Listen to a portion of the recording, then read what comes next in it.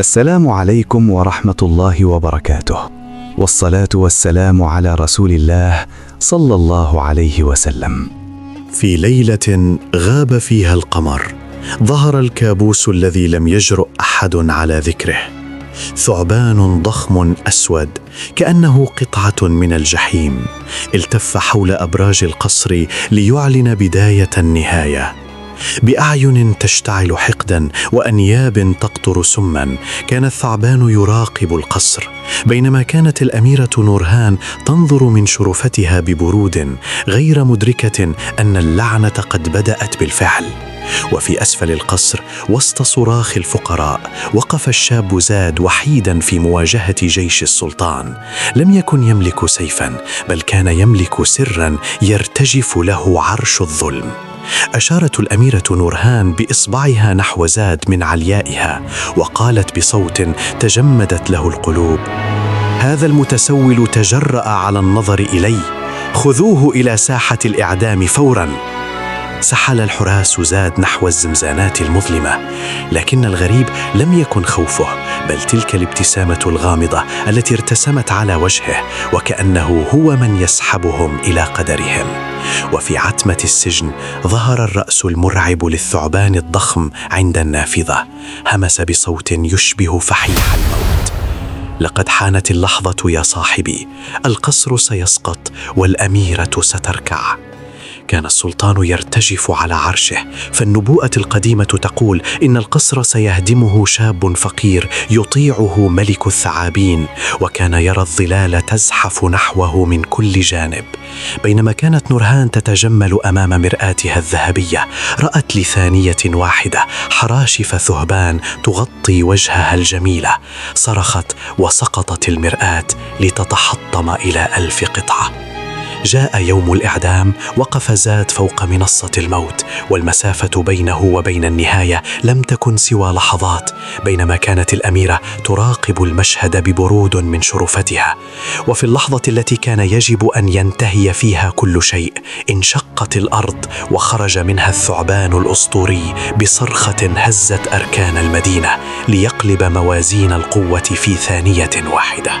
اندفع الثعبان ناجيني نحو المنصة الإعدام كالإعصار، محطما صفوف الحراس كاللعب الهشة، وفي لمح البصر قطع ذيله القوي حبل المشنقة ليتحرر زاد وسط ذهول الجميع. تجمدت الأميرة نورهان في مكانها، وهي ترى رأس الثعبان الضخم يرتفع ليصل إلى شرفتها.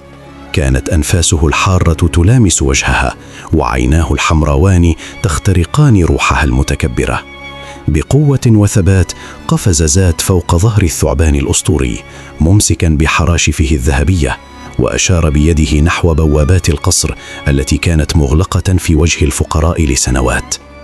داخل قاعة العرش اختبأ السلطان خلف كرسيه الذهبي يرتجف، وهو يرى ظل الثعبان العملاق يمر خلف النوافذ الملونة، محطما هيبة الملك الذي ظن أنه لا يقهر.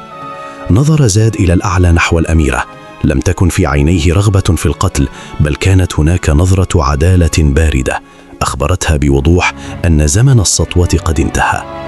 ألقى الحراس رماحهم وفروا في كل اتجاه، بينما كان الثعبان يحطم أعمدة الرخام الكبرى للمدخل، وكأن القصر نفسه كان ينهار تحت ثقل الخطايا التي سكنته.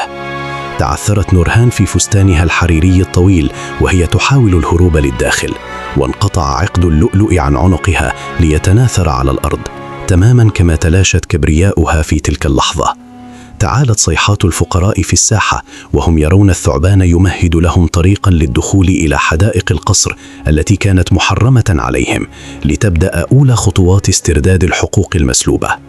وقف زاد عند مدخل القصر المحطم، والثعبان يلتف خلفه كأنه عرش من الظلام، معلنا أن الفقير الذي أمرت الأميرة بإعدامه قد عاد ليكون هو الحاكم والقاضي.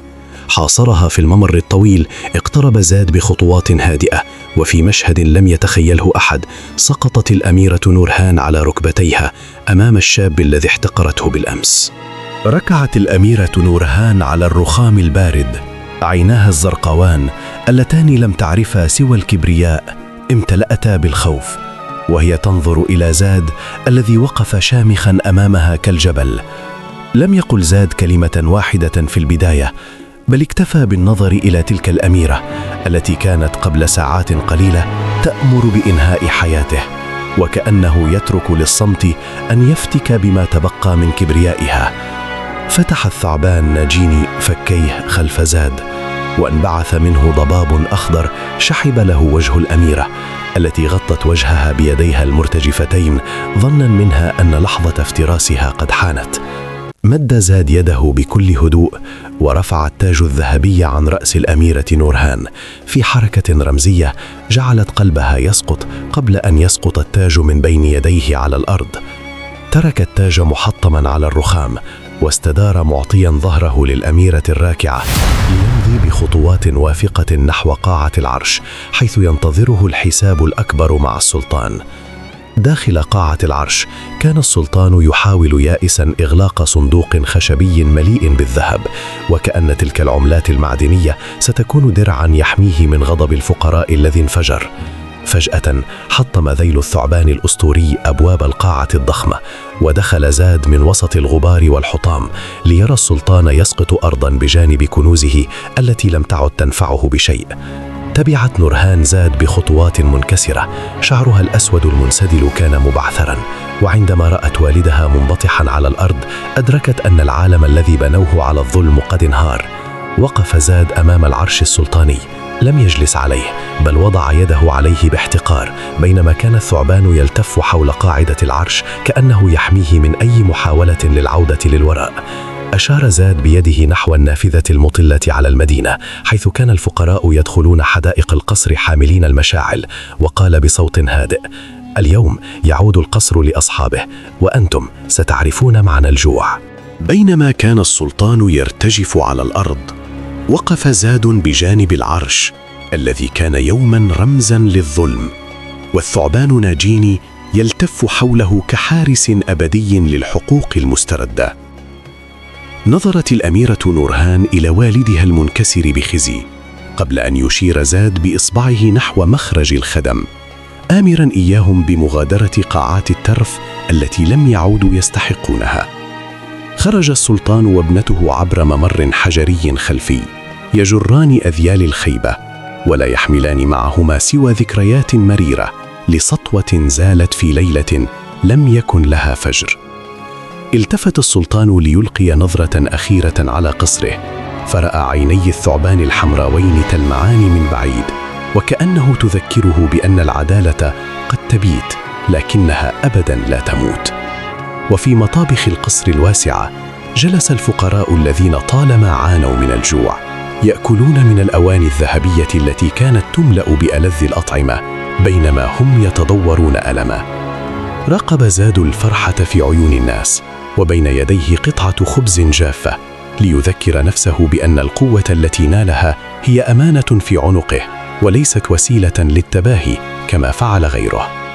وفي شوارع المدينة المتربة حاولت نورهان طلب جرعة ماء من خباز كانت بالأمس تأمر بجلده، لكنه أدار ظهرها لها تاركا إياها تذوق مرارة التجاهل. جلس السلطان على مقعد حجري مهمل وقد تلوثت ثيابه الفاخرة بالطين، ليتقدم منه طفل صغير ويقدم له كسرة خبز في مشهد أحرقه أكثر من لهيب الشمس. نام القصر في تلك الليلة وهو يحمل أرواحا جديدة، بينما التف الثعبان ناجيني حول النافورة الكبرى وكأنه يغسل خطايا الماضي بمياه طاهرة عادت للتدفق. وبينما كان زاد يتأمل المدينة من نافذته دخل عليه ثعبان صغير مرسل من ناجيني ووضع في يده مفتاحا فضيا غامضا. لم تكن الرحلة قد انتهت بعد. بينما كان زاد يتأمل المفتاح الفضي في كفه شعر ببرودة السحر تسري في عروقه، وكأن هذا المفتاح هو الجسر الوحيد الذي سيربط ماضيه الفقير بمستقبله الغامض. وفي كوخ مهجور على أطراف المدينة جلست الأميرة نورهان تحاول إشعال نار صغيرة لتدفئ عظامها، هي التي كانت تأمر بإحراق غابات كاملة لتدفئ قصرها. راقب السلطان ابنته بحزن لم يذقه من قبل، وأدرك أن الذهب الذي جمعه طوال حياته لم يستطع أن يشتري لهما ليلة واحدة من الأمان الحقيقي. نزل زاد إلى أعماق القصر عبر سلم حلزوني خفي لم تلمسه قدم منذ قرون. تتبعه عين ناجين الحمراء التي كانت تنير له الطريق وسط العتمة. وصل إلى باب فضي صغير، وضع المفتاح في القفل فأصدر صوتا رخيما، وانبعث منه نور أبيض ناعم كأنه ينادي صاحبه ليدخل ويكتشف ما خفي عن الأبصار. كانت الغرفة مليئة بآلاف الجرار الفخارية الصغيرة، وعندما فتح زاد إحداها خرج منها ضباب أزرق متوهج. لقد كانت هذه الجرار تسجن أصوات الفقراء الذين صمتوا قهرا. بدأت الجرار تتحطم واحدة تلو الأخرى لتتحرر أصوات المظلومين وتتشكل على هيئة أطياف نورانية. انحنت لزاد شكرا لأنه الوحيد الذي تجرأ على كسر صمتهم. وفي تلك اللحظة سمعت نورهان أصوات المظلومين تهمس في أذنيها مع هبوب الريح. غطت أذنيها وهي تبكي مرارة الندم، فقد أدركت أن الظلم له صوت لا يموت. خرج زاد من السراديب وعيناه تلمعان بنور العدالة، فالحق الذي استرده لم يكن مجرد أموال وقصور، بل كان كرامة سلبت وأصواتا خنقت لسنوات طويلة. هدأت العاصفة واستقر القصر تحت حماية ناجيني، لتبدأ أول ليلة في تاريخ المدينة ينام فيها الفقير دون جوع، وينام فيها الظالم دون أن يجد مكانا للهرب. تحت جنح الظلام سار زاد نحو الكوخ الخشبي الصغير. تتبعه عين ناجين الحمراء التي كانت تشق الضباب، وكأنه القدر الذي يزحف ببطء نحو من ظنوا أنهم أفلتوا من الحساب.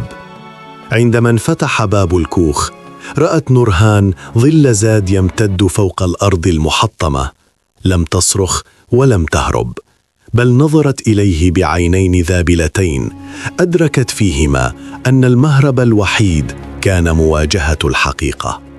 مد زاد يده بقطعة خبز بيضاء فاخرة من تلك التي كانت تقدم على مائدتها الملكية، وقال بصوت هادئ: هل تذوقت يوما طعم الخبز الذي يعجن بالدموع؟ تناولت نورهان الخبز بأصابع مرتجفة، شعرت بغصة في حلقها وهي تدرك أن هذا الشاب الذي أمرت بقتله هو الوحيد الذي قدم لها الطعام في ليلة كاد الجوع فيها يقتلها. نظر زاد إلى السلطان النائم على كومة من القش، ذاك الرجل الذي كان ينام على الحرير، ليجده الآن مجرد عجوز مكسور لا يملك من أمره شيئا أمام عظمة العدل. أشار زاد نحو الخارج حيث كان رأس ناجيني يستريح عند العتبة، لتعرف نورهان أن هذا الثعبان لم يأتي ليفترس الأجساد، بل جاء ليطهر القلوب من سموم الكبرياء. سلمها زاد مكنسة خشبية بسيطة، وأخبرها بأن رحلة عودتها للإنسانية تبدأ من هنا. ستعمل في حدائق القصر، تزرع الورود للأطفال الذين كانت تحتقرهم بالأمس.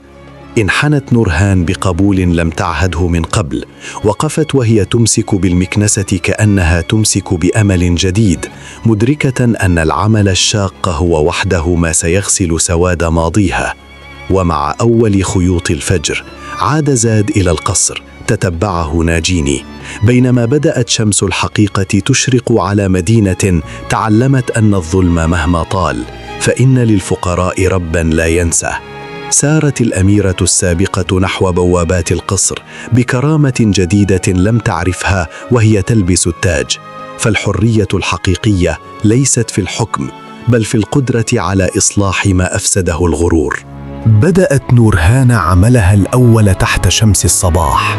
كانت تمسك بالمكنسة الخشبية وهي تكنس درجات القصر الحجرية، تلك الدرجات التي كانت يوما لا تطأها قدماها إلا على السجاد الأحمر. احمرت يداها الناعمتان وظهرت فيها بثور صغيرة من خشب المكنسة الخشن. كانت تمسح العرق عن جبينها وهي تشعر لأول مرة بقيمة التعب الذي كان يعيشه خدمها كل يوم. من الشرفة العالية التي كانت يوما عرش كبريائها، كان زاد يراقبها بصمت، وبجانبه الثعبان ناجيني الذي سكنت عيناه الحمروان وكأنها تبارك هذا التحول العظيم. أما السلطان فقد كان يحمل دلاء الماء الثقيلة لسقي الأشجار، وبينما كان يترنح من ثقلها امتدت يد رجل فقير كان قد سجنه يوما لتساعده دون أن تطلب منه شيئا. توقفت نورهان عن العمل وهي ترى الأطفال يركضون حولها بضحكاتهم الصافية. سقطت زهرة من يد طفلة صغيرة، فانحنت الأميرة السابقة لتلتقطها برفق لم تعهده من قبل. أعادت الزهرة للطفلة، فابتسمت الصغيرة ولمست يدها ببراءة. في تلك اللحظة شعرت نورهان بدفء في قلبها لم تكن تشعر به وهي تلبس أثمن المجوهرات والألجان. ومع حلول المساء نزل زاد إلى الحديقة واقترب من نورهان المتعبة. قدم لها كوبا فخاريا بسيطا من الماء وقال: الماء البارد بعد التعب أطعم من كل نبيذ الملوك، أليس كذلك؟ شربت نورهان الماء ببطء ونظرت لزاد بعيون حزينة لكنها صافية، بينما كان الثعبان ناجيني يلتف حول شجرة قريبة وكأنه ينزج خيوط قدر جديد يجمع بينهما. اجتمع السلطان وابنته في غرفة الخدم البسيطة يتناولان عشاءهما من الزيتون والخبز. كان المكان ضيقا، لكن لأول مرة منذ سنوات كان يتحدثان كأب وابنة لا كحاكم وحاشية. نام القصر في هدوء تام وتحت ضوء القمر الكامل. وقف ناجيني حارسا عند المدخل الرئيسي ليذكر كل من تسول له نفسه بالظلم أن العدالة قد عادت لتسكن هذه الجدران. في صباح جديد وقف زاد أمام حشد كبير من أهل المدينة، وخلفه يربض الثعبان ناجيني كجبل من الحراشئ السوداء، ليعلن للجميع أن القصر لم يعد ملكا لفرد، بل هو بيت لكل مظلوم. كانت نورهان تحمل سلة ثقيلة من العنب الذي قطفته بيديها من حديقة القصر، وقد غطى الحمرة وجهها بفعل شمس الظهر، هي التي لم تكن تخرج للشمس إلا تحت مظلات الحرير. وعلى مقربة منها كان السلطان ينحني فوق الأرض ليزرع شجرة زيتون صغيرة، بينما يقف فلاح عجوز فوق رأسه يعلمه كيف يغطي الجذور بالتراب، في درس لم تعلمه له كتب السياسة. فجأة اقترب 3 من الحراس السابقين من نورهان في ركن منزو من الحديقة. كانت ملامحهم تحمل الغدر، وهم يهمسون لها بخطة لاستعادة العرش وقتل زاد أثناء نومه. نظرت نورهان إليهم بصدمة، ثم نظرت إلى يديها اللتين امتلأتا بالبثور من العمل، وأدركت أن العرش الذي يتحدثون عنه كان سجنا لروحها، وأن الحرية الحقيقية وجدتها في التعب. أسقطت سلة العنب من يدها وركضت بكل قوتها نحو قاعة القصر الكبرى، وهي تصرخ محذرة زاد من المؤامرة التي تحاك ضده في الخفاء، مفضلة حياة الفقراء على ملك مغمس بالدم. دخلت القاعة لتجد زاد محاصرا بسيوف الغادرين، لكن قبل أن يلمسوه اندفع ناجيني كالسهم فاتحا فكيه المرعبين ليذيقهم طعم الخيانة قبل أن تصل سيوفهم لصاحبها. سقط الحراس أرضا وهم يرتجفون من الرعب بعد أن أطاح بهم ذيل الثعبان. وقف زاد بهدوء تام ونظر إلى نورهان الواقفة عند الباب وهي تلتقط أنفاسها، وعيناه تحملان تقديرا جديدا لها. اقترب زاد من نورهان وقدم لها منديلا أبيض لتمسح غبار الطريق عن وجهها، بينما وضع ناجيني رأسه بسلام على الأرض بينهما، وكأن الثعبان قد تيقن أن قلب الأميرة قد تطهر تماما. دخل السلطان القاعة وشاهد ما حدث. نظر إلى زاد ثم إلى ابنته التي اختارت طريق الحق، وببطء شديد أحنى لبسه احتراما للشاب الذي علمه أن القوة الحقيقية تكمن في الرحمة والصدق. أشرقت شمس جديدة على القصر. وقف زاد على درجاته الرخامية يرقب المدينة وهي تنبض بالحياة. وبجانبه الثعبان ناجيني الذي سكنت عيناه الحمراوان بعد أن تحقق المراد.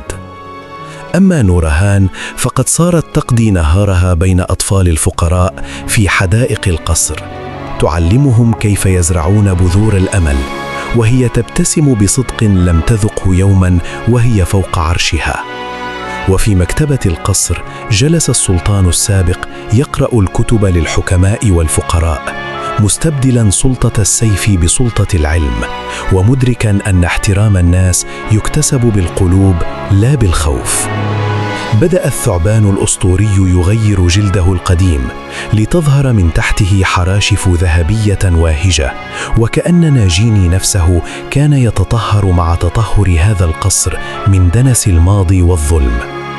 أقيمت مأدبة كبرى في ساحة المدينة جلس فيها الجميع سواسية، حيث شارك زاد ونورهان الطعام مع عامة الناس في مشهد أعلن رسميا نهاية عصر الطبقية المقيتة. ومع حلول الليل ألقى زاد بالمفتاح الفضي في بئر القصر العميقة ليعلن أن الأسرار القديمة قد دفنت للأبد، وأن المستقبل لن يبنى إلا على الوضوح والصدق. وقفت نورهان على الشرفة تتأمل النجوم مرتدية وشاحا بسيطا من القطن، نظرت إلى انعكاس وجهها في حوض الماء فرأت إنسانة جديدة ولدت من رحم المعاناة والندم. ومع أول خيوط الفجر بدأ الثعبان الأسطوري رحلته نحو الجبال البعيدة، فقد انتهت مهمته كحارس للعدالة، وترك خلفه مدينة تعرف كيف تحمي حقوقها بنفسها. وقف زاد ونورهان معا عند مدخل القصر يستقبلان جيلا جديدا في مدرسة العدالة التي أسساها، ليضمنوا ألا يعود الظلم ليسكن هذه الجدران مرة أخرى. وهكذا انتهت قصة انتقام الفقراء، لتظل حكاية الشاب الذي أذل الأميرة المتكبرة درسا خالدا بأن العروش تسقط والكنوز تفنى، ولا يبقى إلا العدل والرحمة بين الناس. شكرا لكم يا جماعة على المتابعة للنهاية. كان معكم عمرو يوسف، ودي قناتي على اليوتيوب. ما تنسوش بقى تدعموني بلايك، ويا ريت شير، ويا ريت تكتبوا لي تعليق، واستنوني ان شاء الله في القصة القادمة.